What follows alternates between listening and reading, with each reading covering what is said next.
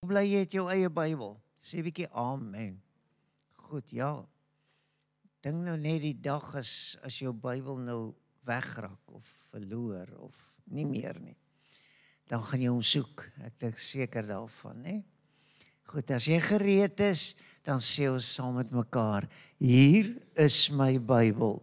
Dit leer my van God. God is gees en ek kan bid in gees en waarheid. Ek kies vandag om met my gees te luister, elke belofte aan te neem. Die woord is die waarheid en die waarheid sal my vrymaak.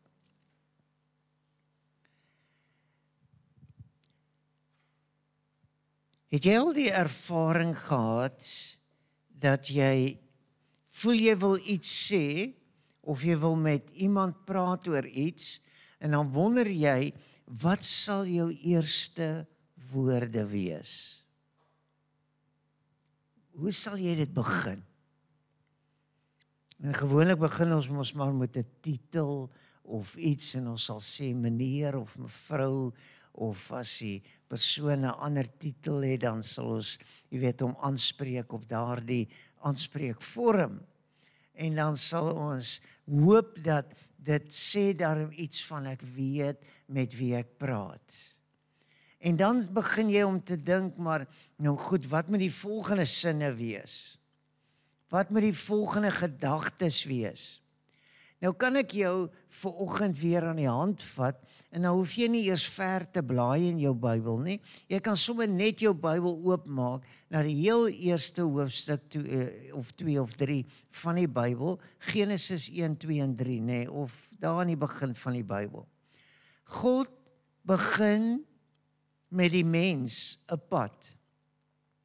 Nou het ek laasweek vir jou gesê, onthou daar's 2 skepingsverhale, en die een wat eerste kom, is eintlik die een wat geskiedenis of kronologies tweede moet kom, en toe het hulle die ouer een tweede gesit en die nuwer een eerste gesit.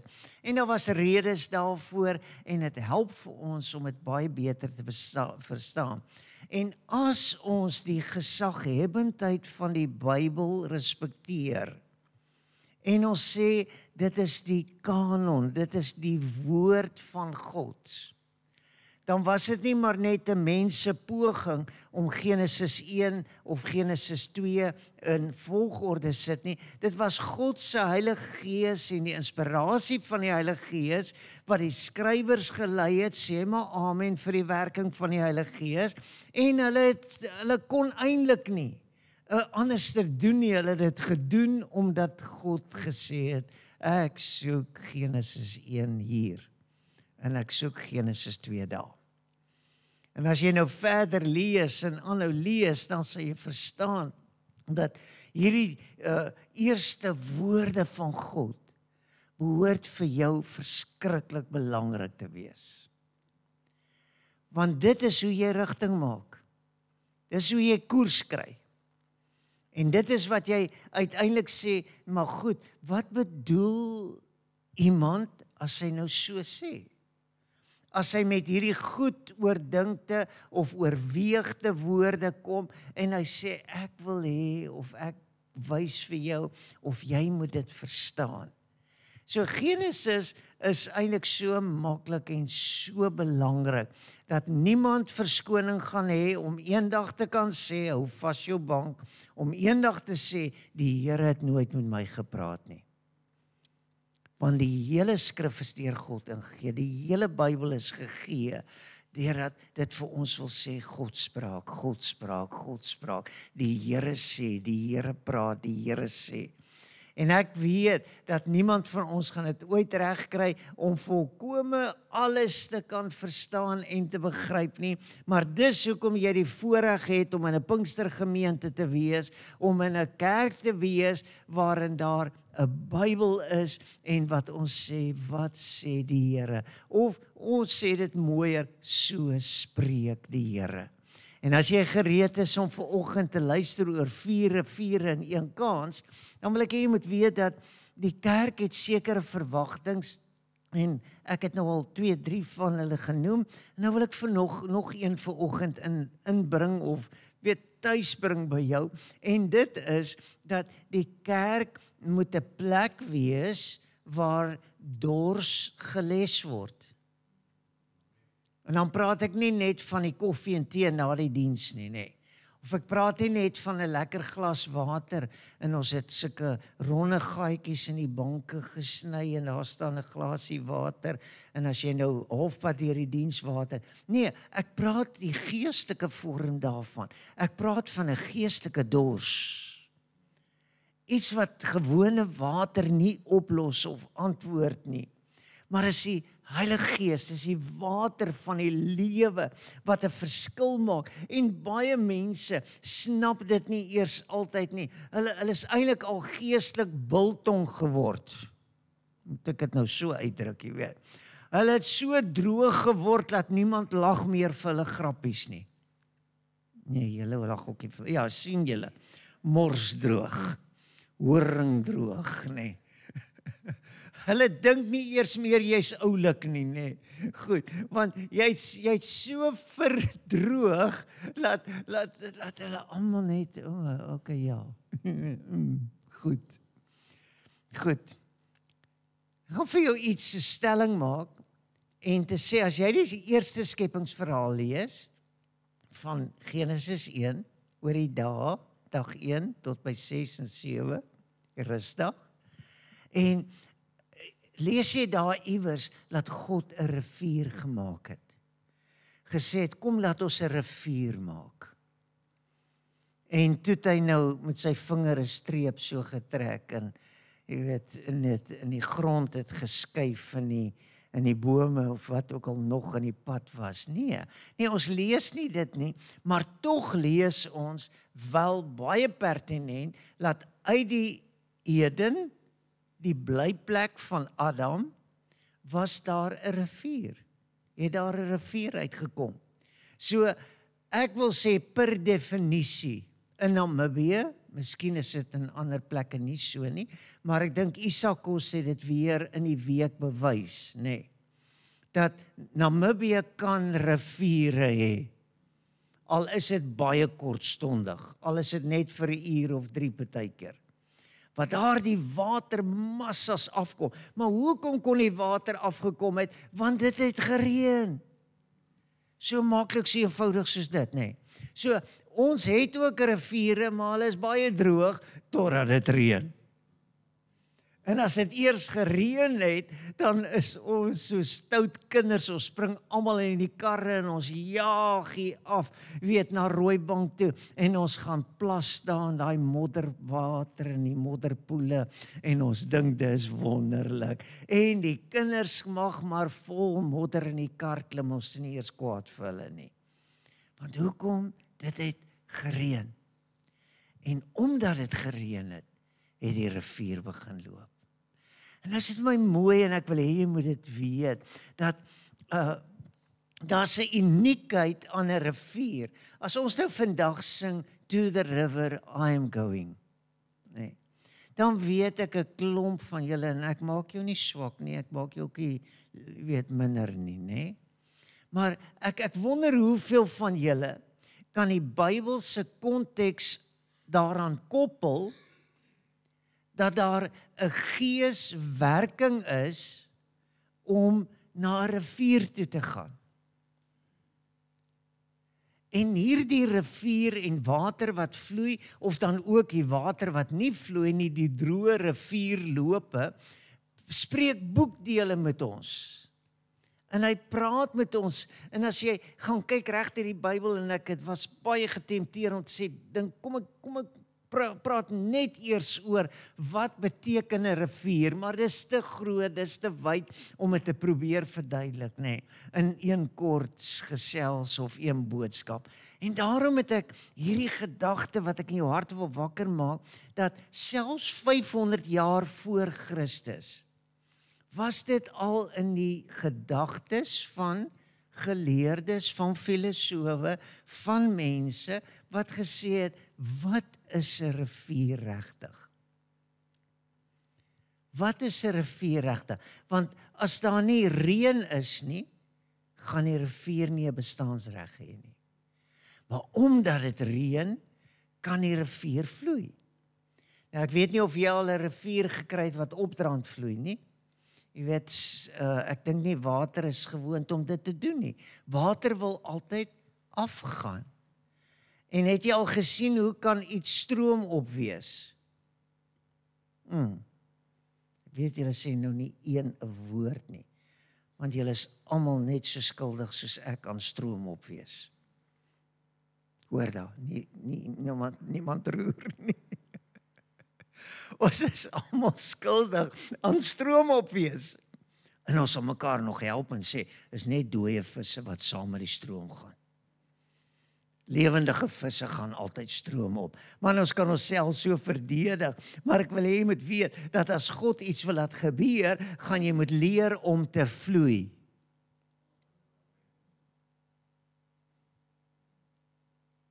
Jy gaan moet leer om te vloei. Jy gaan moet leer. En nou sê hierdie, wat is sy naam nou weer daar, Heraklitus, sê hy in 500 voor Christus, hy sê, daar's 'n uniekheid aan 'n rivier, daar's 'n uniekheid om by die water van 'n rivier te kom, en dit is, dat jy kan nooit 'n rivier, dieselfde rivier 2 keer kruis nie. Want elke keer verander die water. Julle hier is 'n geesstorie, 'n Heilige Gees bewuswording nodig. Om te verstaan hoe groot, hoe ryk, hoe omvangryk is God. Want die Bybel sê God is gees. En die wat hom aanbid, moet hom in gees en in waarheid aanbid. En ek wil hê jy moet weet, dat jy gaan nooit ooit kan sê, dat enige ervaring saam met God, of met God se plan, of God se saak, kan altyd dieselfde herhaal en oor nie. Nee, elke keer het 'n uniekheid, net soos wat jou duim afdruk, 'n uniekheid wil hê. En as jy begin om dit in jou lewe te verstaan, of jou eie te maak, dan begin jy nie kla oor laasweek wat so was, en hierdie week wat so is nie. Kan julle hoor, is een van die grootste haakplekke van gelowiges wat moet kerkbywoning hê, is dat hulle sê, ag, die dienste is almal dieselfde. Ons ken al pastoor se ou grappies, so droog dat ons lag eers mee nie. En ons weet maar, die musiek gaan so maak. En ons weet, daai suster gaan daar sit en daai oom gaan daar staan. En ons weet daai, hoekom sal ek nou my tyd mors? Ek het vir jou nuus. As jy 'n geesvervulde soek en 'n kind van God is, word elke rivierkruising vir jou 'n nuwe ervaring. En jy begin agterkom, dat God is in die saak. Want hoekom? Die water het gekom, die reën het gekom, en dit begin vloei, en dit bruis, en daar gebeur iets, en ek gebruik so 'n bietjie tyd om vir jou te laat verstaan, dat as jou rigting vloei is, en nie stroom op is nie, gaan jy agterkom, jy geniet dit. Want Eden het 'n besonderse naam, en 'n besonderse bestaansreg. En daarom, as ek jou gaan help vanoggend om te sê, dat 'n navolger van Jesus Christus word elke keer verras deur wat God kan doen. Dankie vir die amen. Ek sê, 'n navolger van Jesus het nie een boring oomblik nie.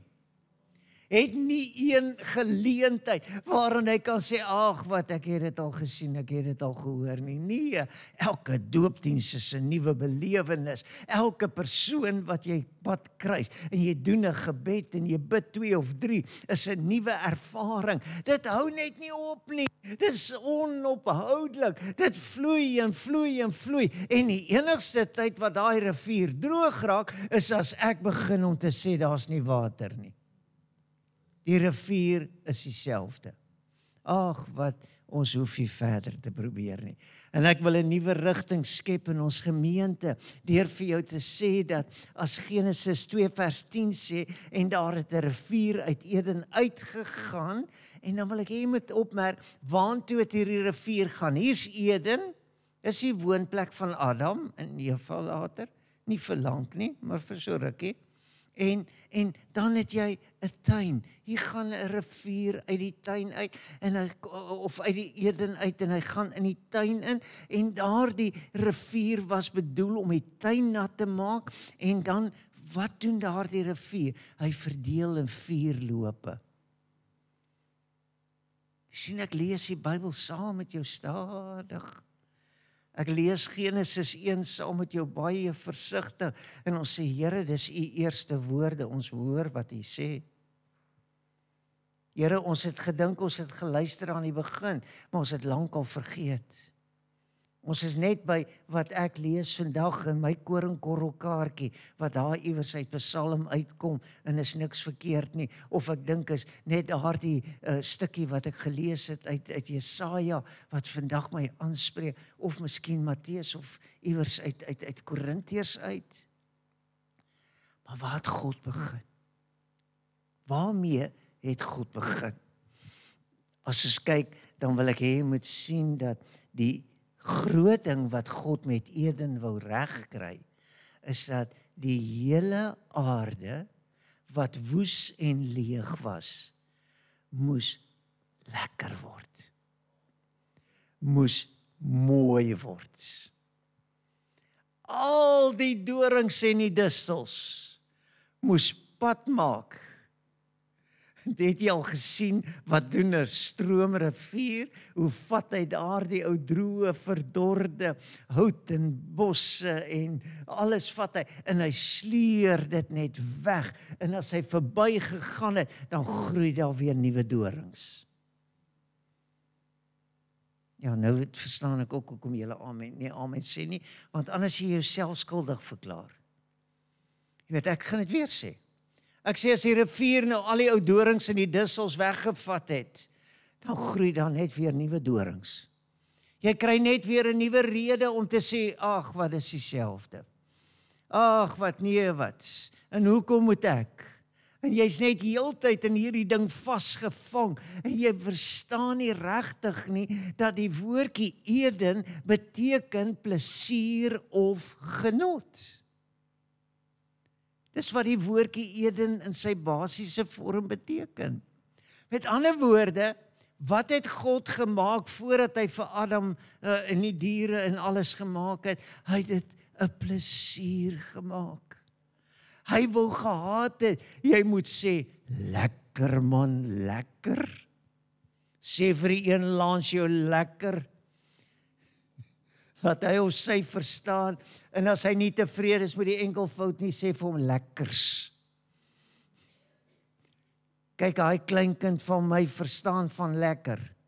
Jy weet, al daai bokse goed wat ek gekry het, 3 van hulle, en toe gaan maak sy ook vir my 'n hele draasak vol verrassings, en ek wil vir u sê, as ek al daai lekkers in my het, dan weet ek nie waar ek gaan eindig nie.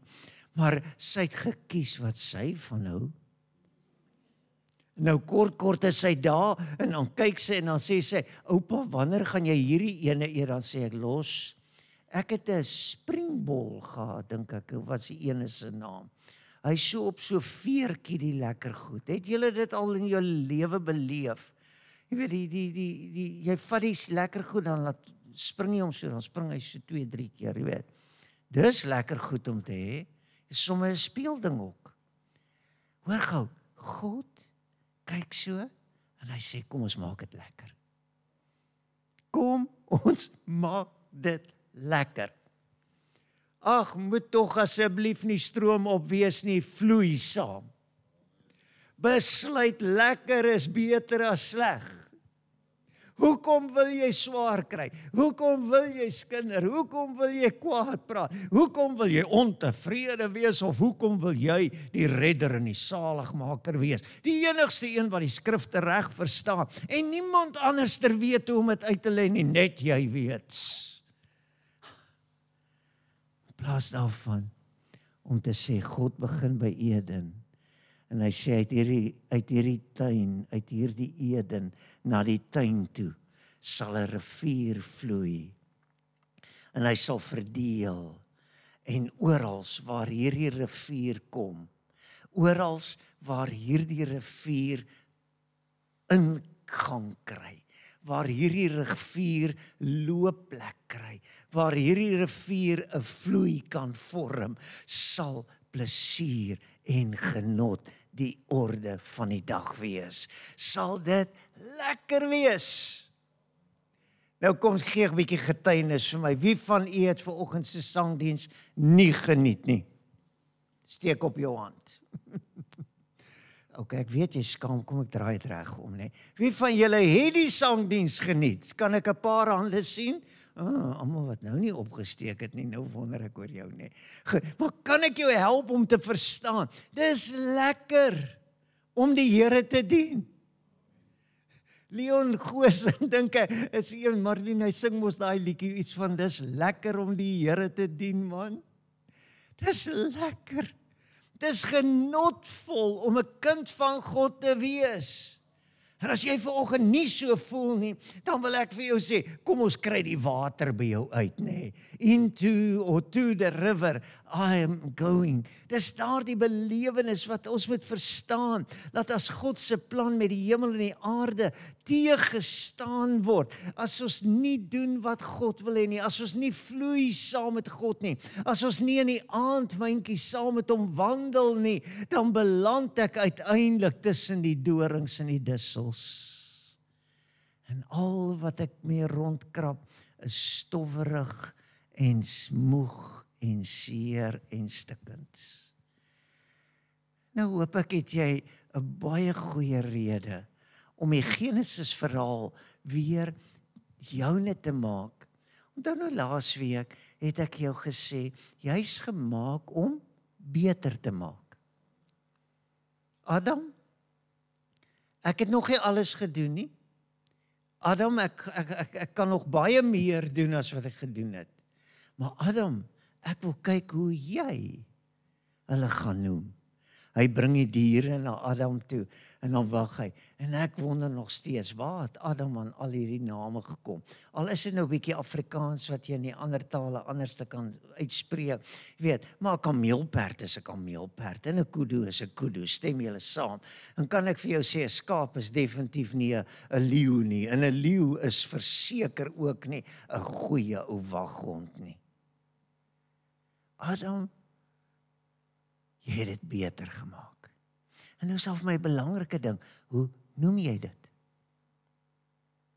Hoe noem jy dit? Jy weet, as jy by die kerk van Jesus opdag by 'n diens soos hierdie, dan gaan jy iets noem. Gaan jy iets beskryf. Jy gaan sê, ons het lekker gesing. Of jy gaan sê, pastoor was weer op sy stukke gewees, moet al die kondensmelk wees, nê. En jy sal sê, dis hierdie en daardie, en jy gaan dit benoem, jy gaan iets beskryf, en daarom wil ek jou help om te verstaan, hoe dat die wêreld vir my en vir jou, daardie rigting wil aandui, en laat ons sal begryp, wat is God eintlik besig om te doen elke dag van ons lewe, en ek dank die Here, dat ons kan weet, hy wil dit beter maak, hy wil dit beter laat wees, en hy wil vir my en vir jou op 'n plek bring waar ons kan verstaan, as 'n mens kan ek iets verander. Ek moet hier net stadig laat jy dit joune maak. Hoor gou, Elia was 'n mens net soos ons. En wat het hy gedoen? Hy het ernstig lofsange gesing, dat dit nie moes reën nie. En dit het 3 jaar op die aarde en 6 maande lank nie gereën nie. En hy het weer ernstig Bybelstudie gedoen. En die hemel het sy reën gegee en die aarde het sy vrug laat uitsprei. Nou pastoor, ons kan ook lees, ons oë is nog nie so sleg nie. Ek wil hê jy moet weet, gebed verander sake. Moet nooit, Tannie Audrey, dankie vir Tannie se voorbeeld, dankie vir ons oumas, dankie vir ons oupas, ons stoere helde, wat weet, dat die gebed van die regverdigheid groot krag. Moet nooit ophou bid nie. Dis wanneer jy begin bid oor 'n saak wat iets gaan verander. En Elia het geweet dat dit het iets te maak met die reën. So daardie kind of daardie mens wat God nog nie dien nie, jy kan bid dat die reën uitsak en jy kan sê, Here, dit lyk my nie hy waardeer die reën reg nie, so Here, kom ons bid 'n bietjie 'n droogte oor hom af. Maar onthou net, het julle al gesien hoe kwaad het die mense geraak vir Elia toe hy hierdie droogte afbid? Eerste jaar was dit nog so. Die tweede jaar, toe sê hulle, wat gaan hier aan? Toe sê die een man vir die ander buurman, sê hy vir hom, jongens, Elia, hy het gebid. Wie is Elia? Elia. Ek wil vir julle sê, daai derde jaar, toe die 12 maande, die 36 maande so verbygaan, en niks wil groei nie, en daar's nie 'n reendruppel nie, in die wêreld, toe soek hulle vol stoom vir Elia om hom dood te maak, want Elia, dis jou skuld dat jy gebid het. So kan ek vir jou sê, dis 'n groot waagstuk om so te bid. Jy moet 'n dapper held wees. Jy moet iets verstaan, dat jy kan weer bid. Jy kan nog 'n keer bid, en ek wil vanoggend jou aan die hand neem, en ek wil vir jou sê, onthou, jou gebed kan lewe beter maak. Ek dink nie is 'n goeie ding om te bid vir verderf en verstikkend en verbreek en vir alles nie. So as jy nou weer 'n papwiel gekry het, en dit is op 'n Sondagoggend op pad na die viswaters toe, dan moet jy weet hierdie pastoor het gebid.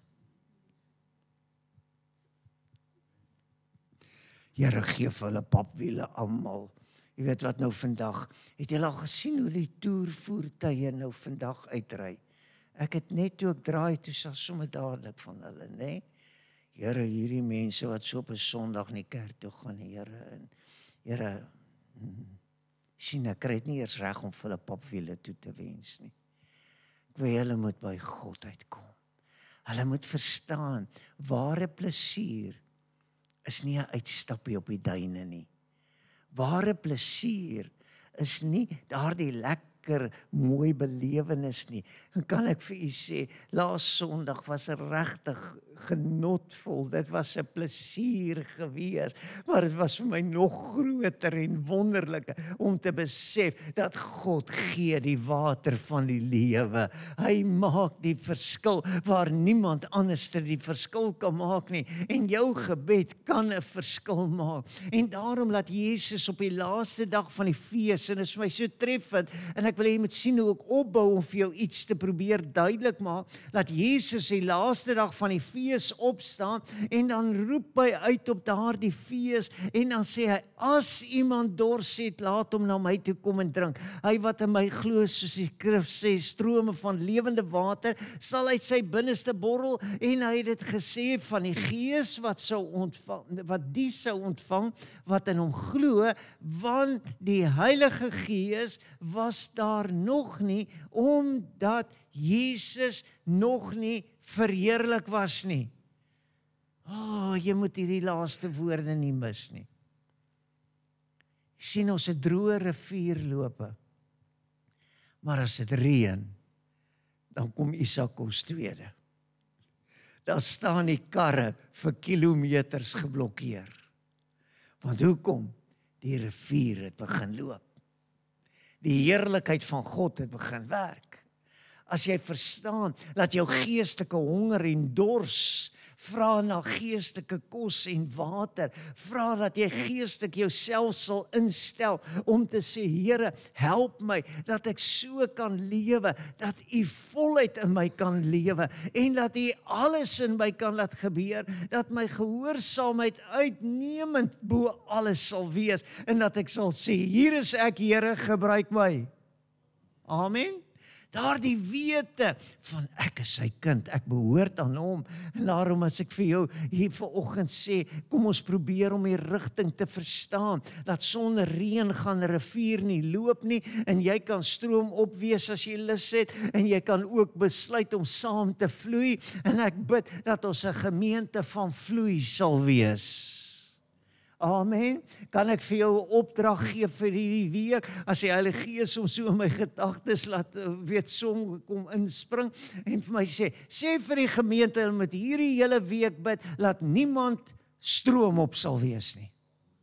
En ons het Dinsdag aand het ons 'n belangrike vergadering wat moet 'n keuse maak en besluite probeer formuleer oor wat gaan nou met die gemeente gebeur. Maar kan ek vir jou sê, ons het nie stroom op mense nodig nie, ons het saamvloei mense nodig. Ons het mense nodig wat sê ek hoor God se gees, ek hoor sy reën, ek hoor die strome wat vloei en ek kan nie anderster as om te sê hier is ek, Here, gebruik my. En is in daardie wete en daardie belewenis dat ek vir jou wil sê, kom ons maak soos wat Daniël gemaak het. Hy het sy venster oopgehad in die rigting van Jerusalem en hy het geweet, as hy 3 maal op 'n dag, en dit het my dadelik aangespreek, as hy 3 maal op 'n dag op sy knieë gaan val, hoeveel van ons het nog so bereidheid om oggend, middag en aand op ons knieë te gaan val? Jy weet, ons val eerder op die bed om van pure moegheid, jy weet, hier by middagete, en ons hoop 'n 10 minute slaap sal ons help, of ons gaan lê iewers onder 'n bulldozer, of ons gaan lê iewers, jy weet, by die werk waar niemand jou kan sien nie, en jy wil net, ek is moeg, dis droog, ek het water nodig, ek smag na die water van die lewe. Dis wanneer ek en jy op hierdie plek kan kom, waar ons verstaan, dat as ons weer daardie rivierbegrip kan ons eie maak. En nou wil ek jou 'n baie belangrike vraag vra, wat hierdie gemeente se toekoms kan verander. En dit is, as jy een is, sal jy graag 4 wou wees? So af en toe dan hoor ek dapper predikers, jy weet, hulle sê, hulle gee die duiwel so baie opdraand, dat die duiwel sê, ag, dankie tog, hy's nie 2 nie. Jy weet, hulle bid so, en hulle bestraf, en hulle regeer, en hulle werk vir die Here, dat die duiwel sê, dankie, daar's nie nog baie van hom nie, selfde soos hy nie. Maar kan ek vir jou sê, dat as jy nie vermeerder nie, dan hou die kerk op met jou. Dan word die bank leeg. Weet, en ek wil nie, maar ek kan nie anderster as om te sien hoe Bertie en Johanna hier gesit het, hoe dat oom Willie Silver hier gesit het, en so kan ek vir jou sitplek vir sitplek uitwys, en ek kan vir jou sê, onthou julle vir oom, ek onthou hom altyd aan die toring van Babel, ek dink dit is Jelena se pa, wat was sy naam gewees? Nou ja, in elk geval, hy moet die rolstoel hier kom sit, nee.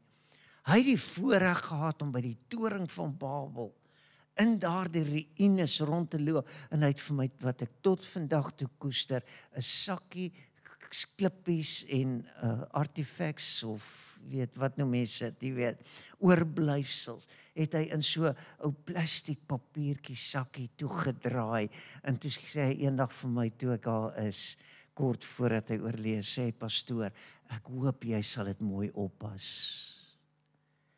Om te dink, toring van Babel in my hand. Iets wat God gesê het, hier moet 'n streep getrek word. Hier moet iets verander. Dis in daardie belewennisse wat ek wil hê jy moet weet, dat baie van ons het kennis van die goedheid van die Here. Ons verstaan die goeie dinge van die Here, maar my vraag is, hoe dra ek oor aan iemand anderster?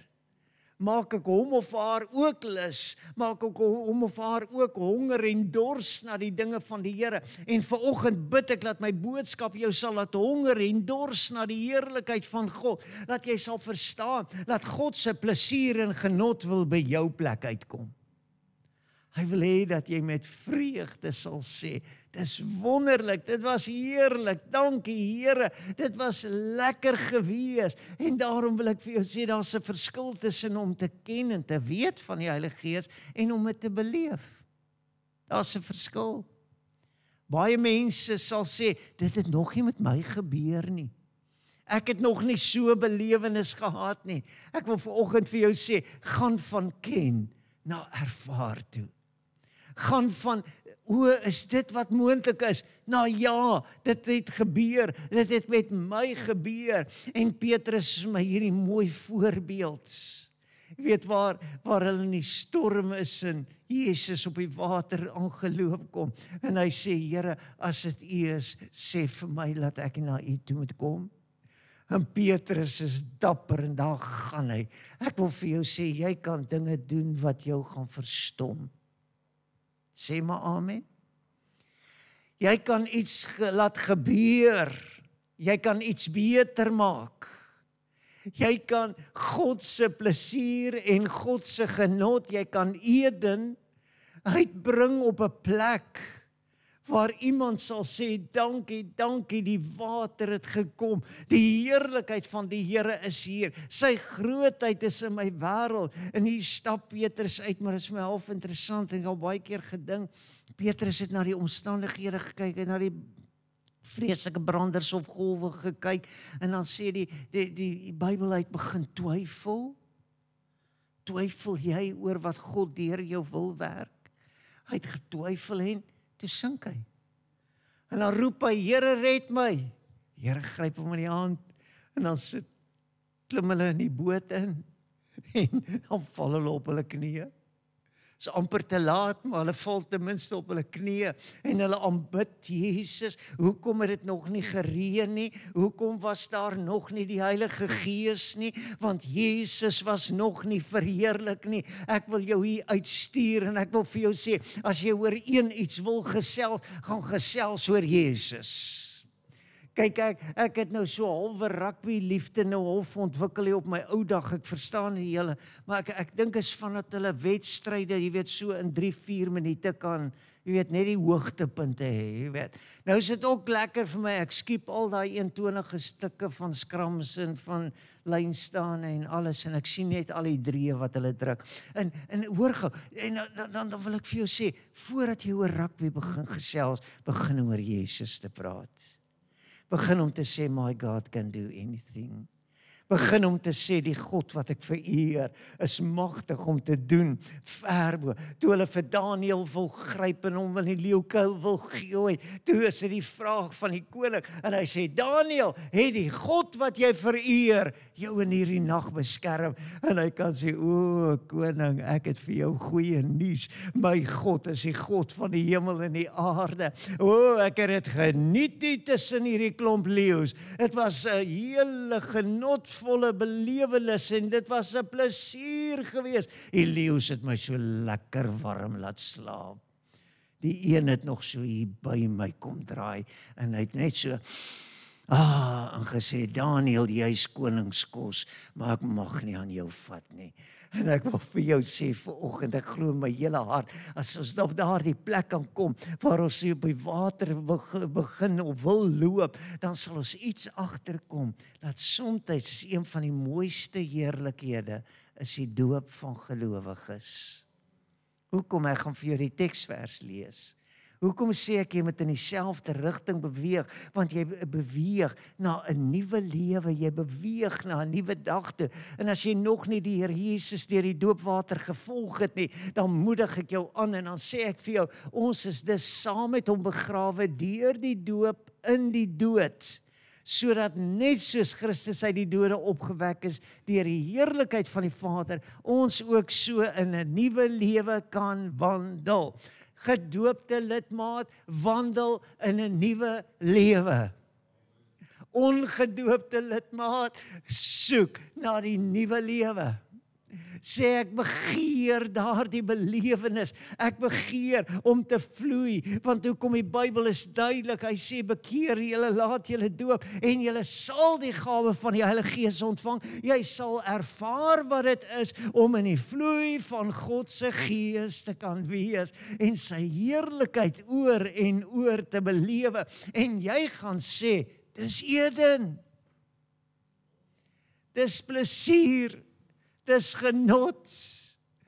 Pastoor, hierdie kerkverfry is lekker. Pastoor, hierdie pannekoekbakkery, man, dis lekker. Dis lekker om hierdie stalletjie te hê. Dis lekker om op te ry. Dis lekker om skoon te maak. In die hartseer van gif wat ons strooi, moes ek in die week wat verbygegaan het, moes ek nou keer laat nie nog 'n paar diere, die verkeerde pad gaan. Omdat die muise hier oral dood lê. En dan tel ons hulle op en dan gooi ons hulle mooi weg, Want het jy al gesien wat gif doen? Gif vernietig lewe. Gif beëindig kosbaar. Nou kyk ek daai ou klein brak wat nie my brak is nie, wat eintlik Hugo se brak is. En dan hy ken net een plek en dis by my voete. Al skop ek hom uit die pad uit en sê vir hom, skoertbrakkie is in die pad. Dan kom lê hy maar net weer.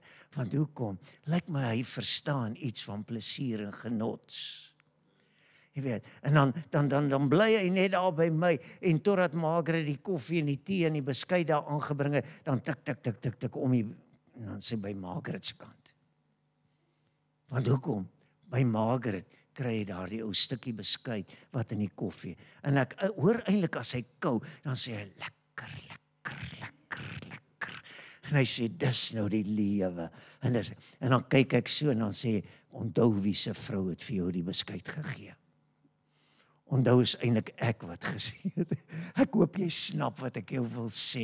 Begin om God se plesier te soek. Begin om God se heerlikheid te belewe. Begin om te sê, dis 'n tuin waar vrugte kan groei. En as jy mooi dink, en daarmee sluit ek af, dankie Sissa, wil ek jou bewus maak, dat die Bybel begin met 'n rivier wat uit Eden gevloei het, en wat 4 lope opgedeel het. En dan kom jy uiteindelik in Openbaring 22 vers 1, dan sê hy, en hy het my getoon 'n suiwer rivier van die water van die lewe, helder soos kristal, wat uitstroom uit die troon van God en van die Lam. Ek wil hê jy moet weet, jy gaan weer by 'n rivier wees, hoor wat ek vir jou sê. Riviere maak 'n verskil. Maar hier is my punt. Adam en Eva het mos toe, nou, ek dink dit was seker nou vir 'n paar maande of jare, het hulle skelmvrugte gesteel. En God het dit nooit opgemerk nie. Want hy het niks gesien of niks gesê nie. En het so half onregverdig gevoel, dat Adam en Eva oor 1 appel, kan jy indink 1 appel, so gestraf moet word. En ek hoop jy ervaar my kinderlikheid wat ek in jou hart wil wakker maak. Het was net 1 appel. Dit was net 1 oortreding. En toe is ek skuldig aan alles. En die Bybel is baie duidelik hieroor. Hy sê, as jy 1 wet oortree, het jy die hele wet oortree. En ek wil vir ons ou wetsonderhouders sê, pas op maar. Hierdie hele sondeval in die tuin van Eden was vir die rede gewees om te sê dat as God in sy geregtigheid moet optree, het ons net 1 kans. Nie 'n tweede kans nie. En ek wil vanoggend vir jou sê, kom ons raak bewus daarvan. Sê of ek 1 sonde doen, en of ek 1000 gedoen het nie. Jy het 1 kans om weg te kyk van jou sonde, en weer God te sien. Om weg te kyk van jou verlorenheid, en om te sê, ek kies vir Jesus. En dis hoekom Pinksterdienste baie keer so intens kon word op 'n oomblik soos hierdie. Laat 'n prediker vir sy gehoor sal vra, is jou saak reg met God? Is jy gereed om God te ontmoet? Is jy gereed as Jesus kom? Is jy daar waar jy weet, jy's gewas in die kosbare bloed van die lam? Jou sondes is vergewe. Hoekom? Want jy het gesê soos die tollenaar, Here, red my, o sondaar. En as ek vandag vir jou sê, Isakos se rivier het ons verras. Het ons verras. Maar dit was 'n reënbui wat op die regte plek moes val, sodat die water kon begin borrel en bruis. En skielik bring dit 'n hoofroete tot stilstand.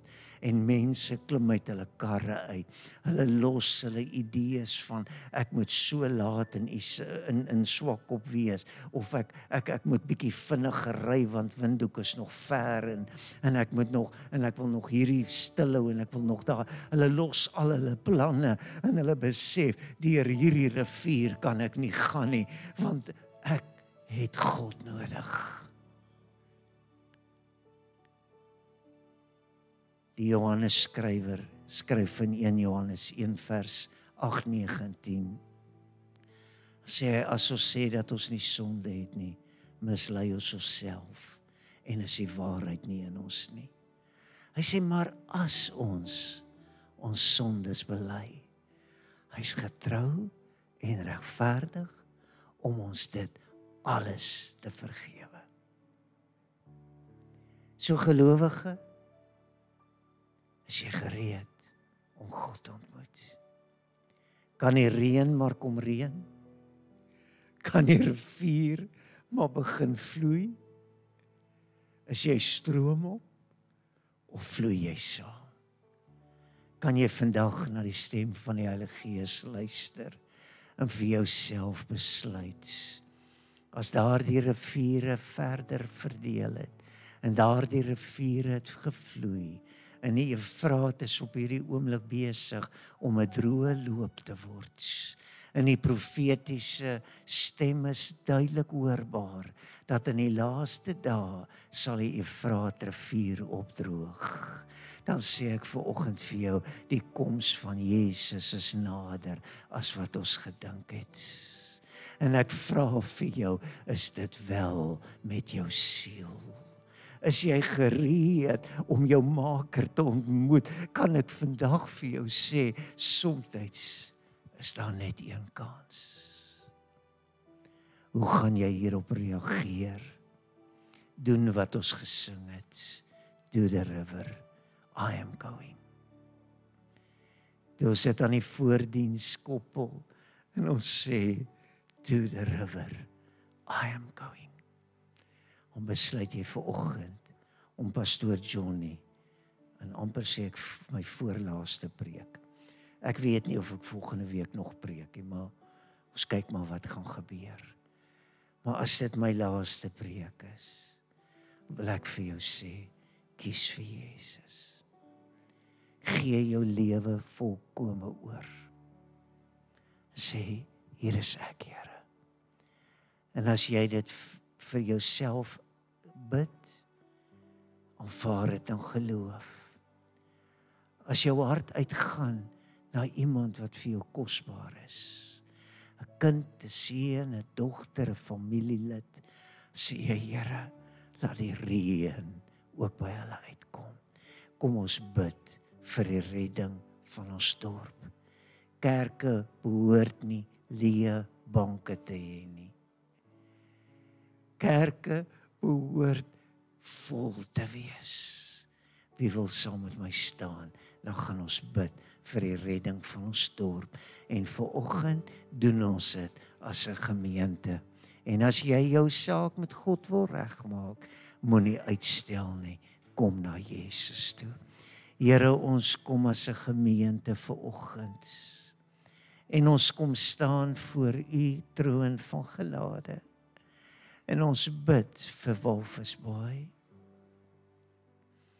Here, ons bid dat daar die reën van die Heilige Gees weer in ons eie harte sal uitsak en dat plesier en genot en vreugde en blydskap ons harte sal vervul en dat ons verander sal kan sê, kom, kom, kom, kom. En Here, dat hierdie boodskap, hierdie waarheid van 'n rivier wat uit Eden uitgegaan het, om die tuin te benat, dat dit lewe sal bring in droë, dorre harte. En Here, dat mense elke kans wat hulle het sal aangryp en sal sê, ek kies vir Jesus. Nie my wil nie, maar U wil geskied.